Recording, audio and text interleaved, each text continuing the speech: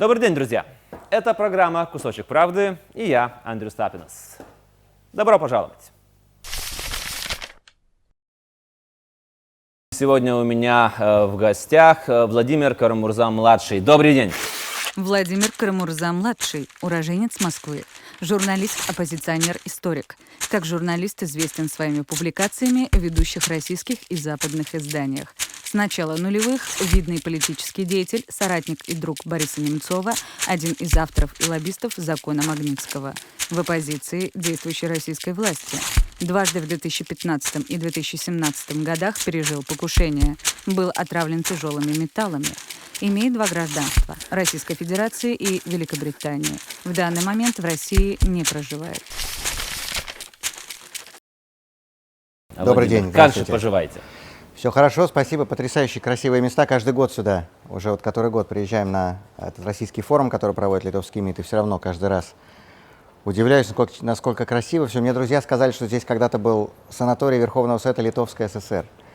Много лет назад. Может, еще этот дух остался чуть-чуть? Как раз нет, знаете, вот уже разбили. Наоборот, здесь в советское время у вас всегда был дух свободы. Я помню, я первый раз был в Литве, в Вильнюсе еще в советское время, 80-е годы, и было абсолютное ощущение, что находишься за границей, что находишься на Западе, хотя формально тогда это был Советский Союз. Владимир, как вы себя чувствуете, когда под ваше имя подгоняет закон понемножку? Да? Есть закон, это Магнитский закон, а будет закон Карамурзы?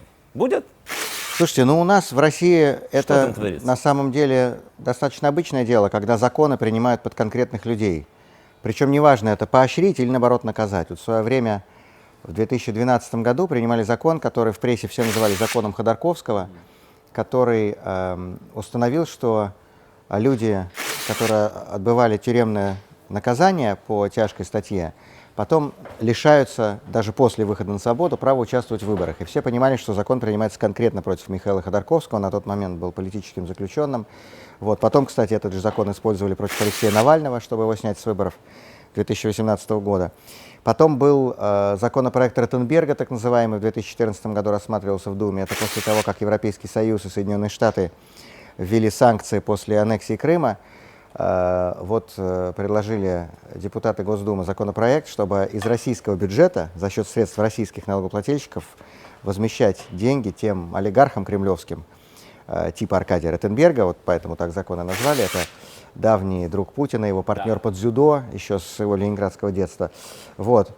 Законопроект Ротенберга это назывался. И много, на самом деле, примеров. Ну, это красивая традиция такая. Ну, я не уверен, насколько она красивая, потому что, на самом деле, в правовом государстве законы не должны приниматься под конкретных людей. Но мы понимаем, что режим господина Путина имеет очень мало общего с правовым государством, и поэтому у нас это происходит именно так. И когда вот пару недель назад внесли этот законопроект о новом дополнении в Уголовный кодекс Российской Федерации, о том, что российские граждане, принимающие участие в продвижении персональных санкций в отношении там, чиновников, коррупционеров, олигархов.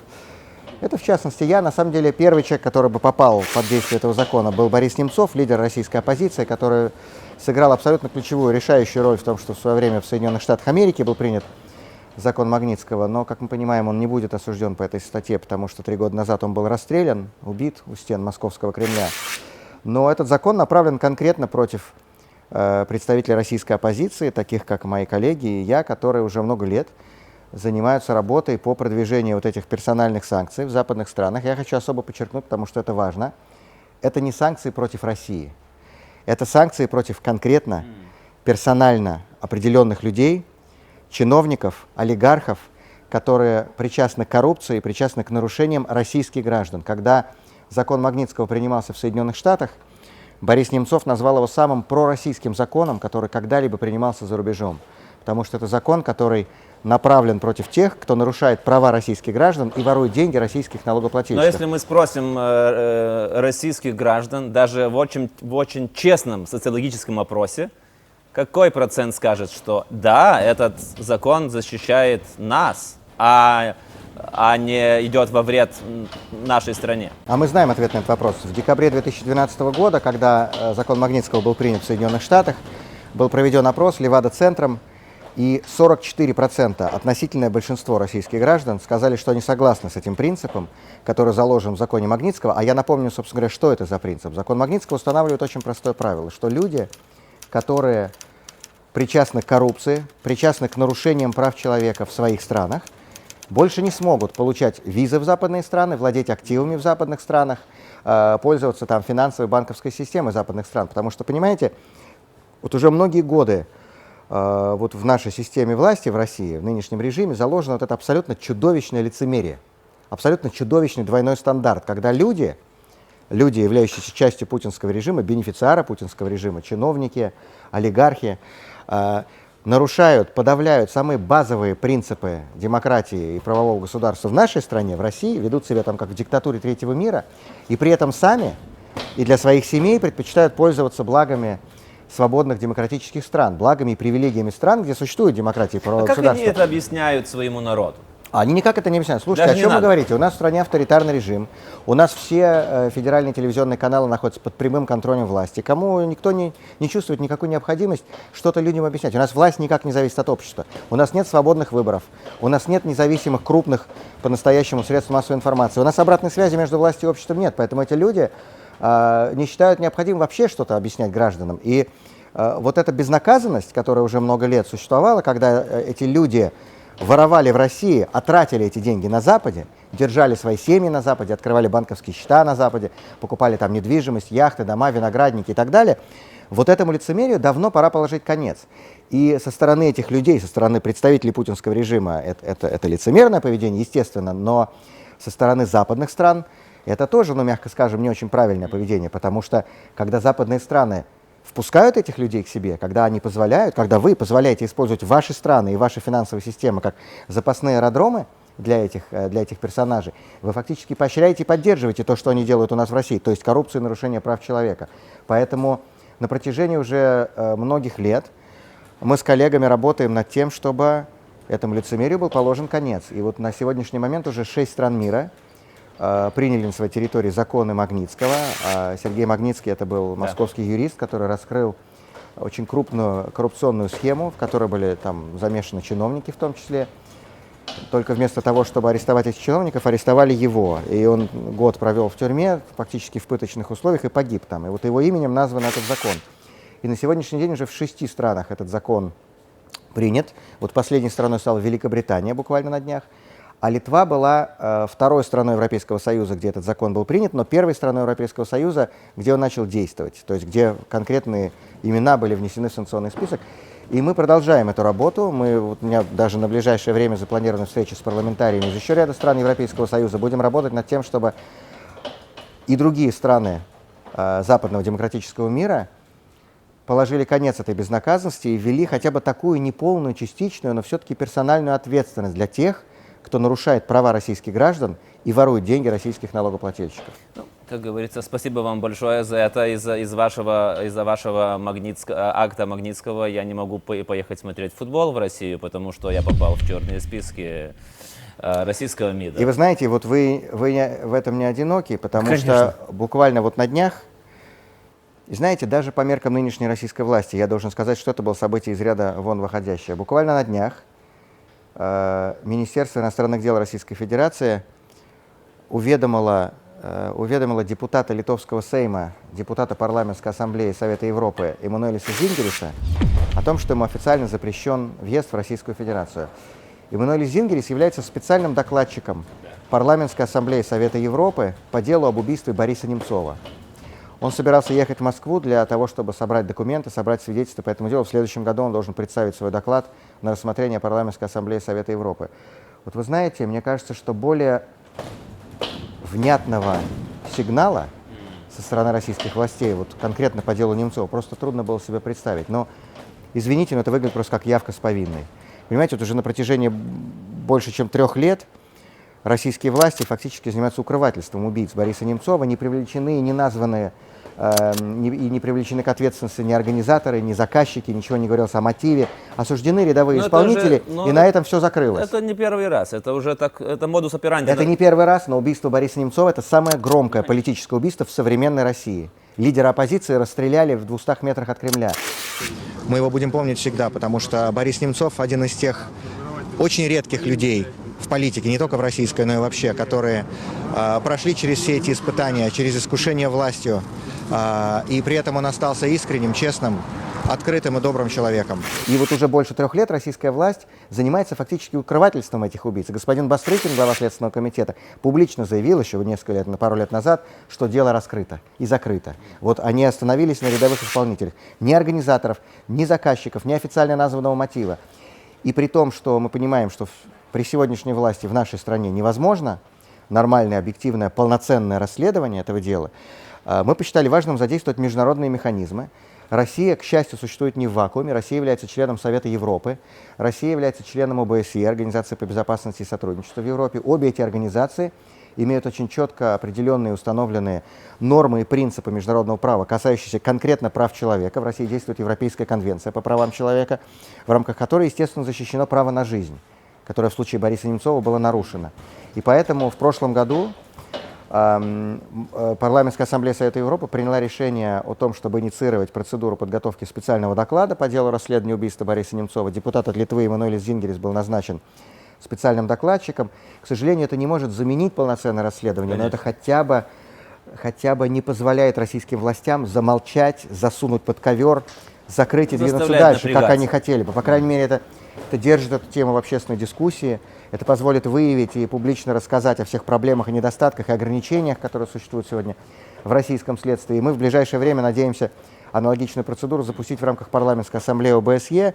Но вот это решение российских властей запретить въезд на территорию России специальному докладчику Парламентской ассамблеи Совета Европы по делу Бориса Немцова, опять же, вот более внятного сигнала со стороны и более красноречивого сигнала со стороны российских властей просто трудно было себе представить. Владимир, я сейчас хотел бы ссылаться на ваше образование как историка и вот спросить такую вещь. Когда мы видим, где сейчас находится Россия, как вы думаете, вот в этой реке истории, где мог бы быть другой поворот, чтобы сама страна была другой, такой, как вы бы ее хотели видеть? Может быть, это даже не 20 век, может быть, даже это что-нибудь раньше? Как вы думаете?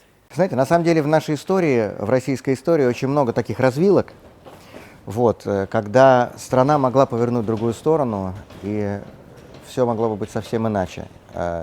Я по образованию историк, как вы справедливо сказали, и нас всех учат всегда, что история не имеет сослагательного наклонения, и это правда, но тем не менее, мне кажется, что задача историка — это анализировать эти развилки, смотреть на них, смотреть, куда могла бы двинуться страна.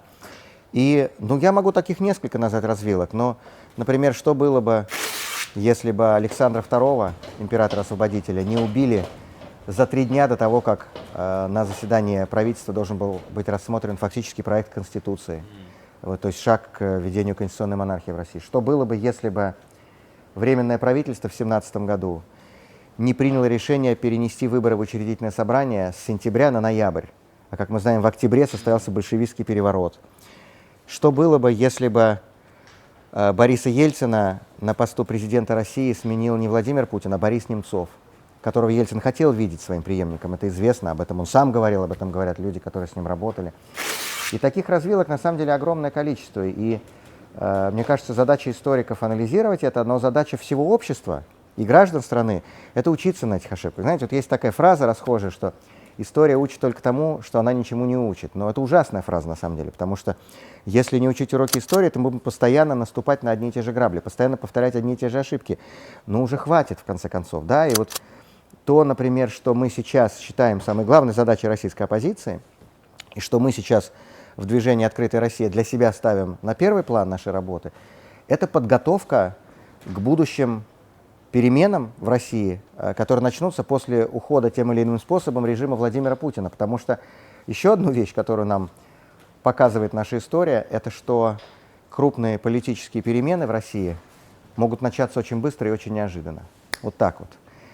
Вряд ли царский министр Клевер в 1904 году, когда он говорил о том, что нам нужна маленькая победоносная война с Японией, вряд ли он мог представить, что эта война приведет к тому, что спустя год страна будет охвачена всеобщей политической забастовкой, и царю под нажимом общества придется гарантировать гражданские свободы, политические свободы и учредить в России парламент впервые в истории.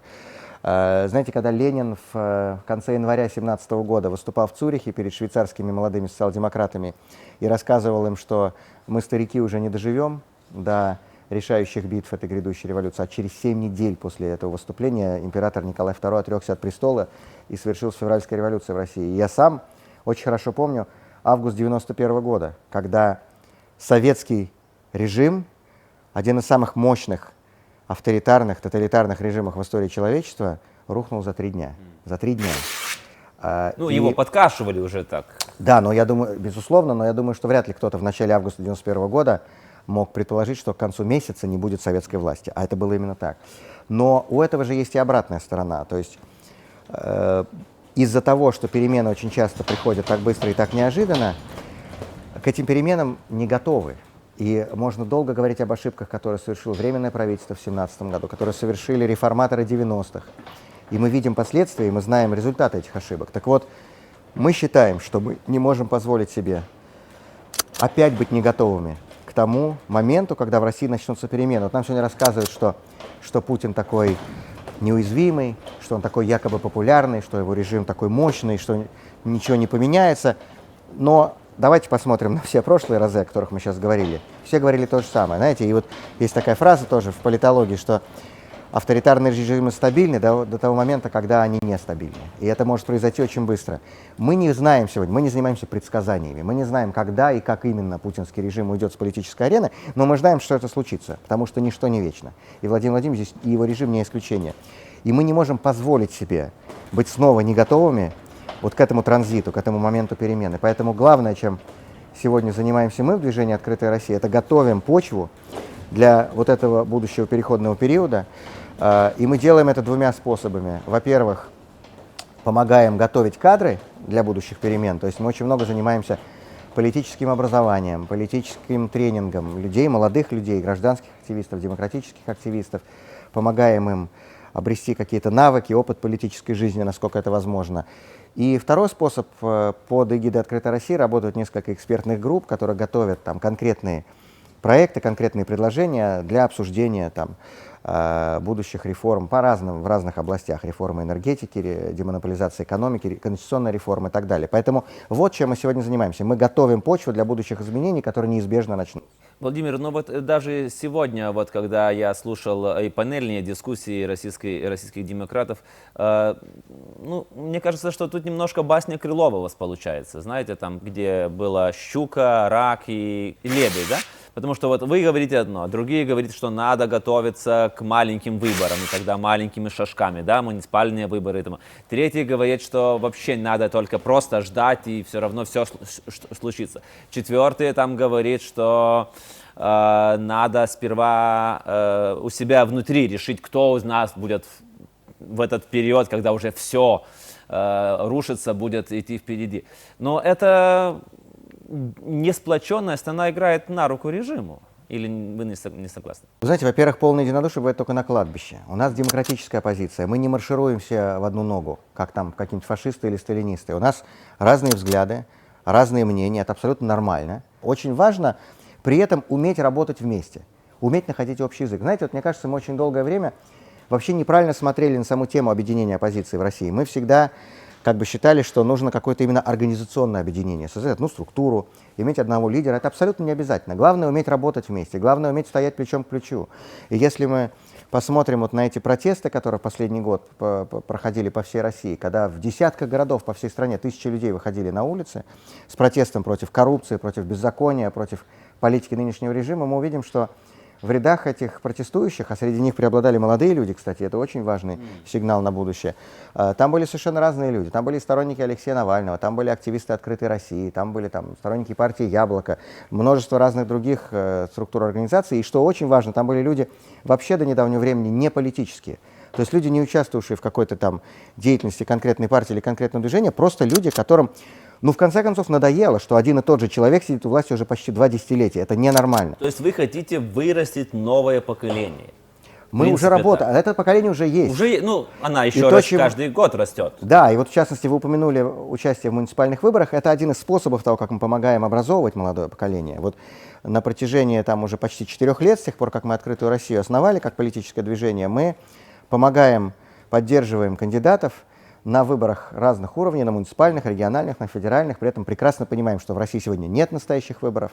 То, что у нас сегодня выборами называется только на бумаге, это не конкурентная борьба, там нету настоящей конкуренции, нету свободного волеизъявления граждан. Тем не менее, мы используем эту инфраструктуру, которая существует, если хотите, как тренировочный полигон. Вот знаете, был такой известный советский пианист Рудольф Керрер. Он был немец этнический. Когда началась война в 1941 году, его выслали в Казахстан вместе с ними, как всех этнических немцев ссылали там, в Казахстан или в Сибирь. Он был в Казахстане. Ну и, как всегда, там дали 24 часа на сборы, поселили где-то в бараке в деревянном. Естественно, пианино у него с собой не было в ссылке. И он взял дощечку деревянную, взял нож и вырезал на дощечке клавиши.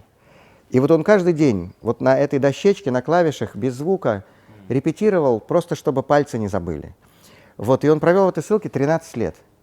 При Хрущеве уже вернулся в Москву в 1954 году, стал солистом Московской филармонии, преподавал в консерватории, в начале 60-х годов выиграл всесоюзный конкурс музыкальных исполнителей, один был из величайших музыкантов своего времени.